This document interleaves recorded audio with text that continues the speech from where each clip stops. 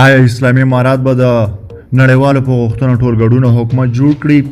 ځینې شنونکي وایي طالبان به د نړۍ د غوښتنو پر اساس ټولګډون حکومت جوړ نه کړي. سلام درنو لیدونکو، ستړي مه شئ.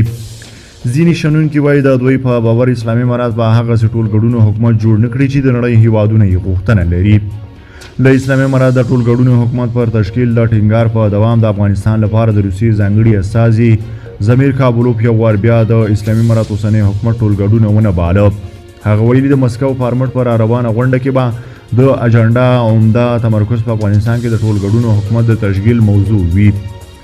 ګڼو رسنیو فورون سه‌شنبه د ضمیر کابلوف څرګندونې راخیستې چې د روسیې تاس خبري اژانس ته یې ویلي د مسکو فارمټ پر روانه غونډه کې به ګډونوال په افغانستان کې د ټولګډون حکومت پر جوړولو خبرې وکړي.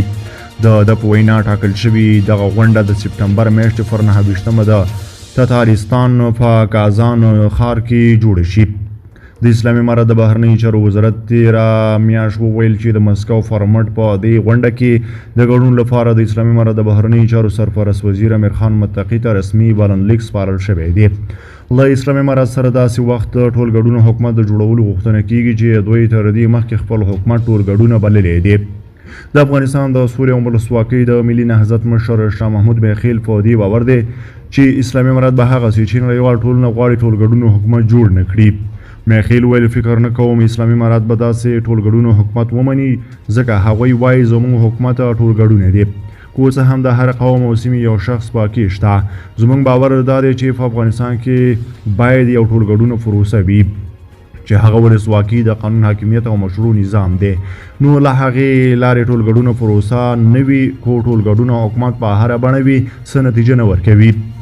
د اسلامي امارت له ویاندویانو مو د ټولګډون حکومت د جوړولو د غوښتنې په باب پوښتنه وکړه خو هغوی زموږ پوښتنه ځواب نه کړه.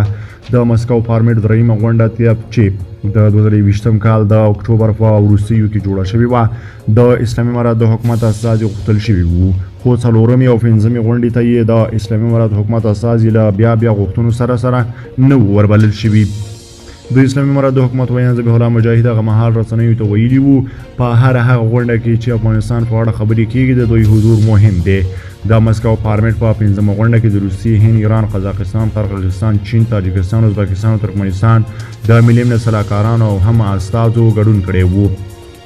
د مسکو فارمټ د غونډو بهیر په 2013 کال کې رامنځته شو چې دوی غونډې د افغانستان د تیر جمهوریت نظام پر مهال او درې نورې د طالبانو د حکومت د بیا واکمنۍ له پیل کړې دي.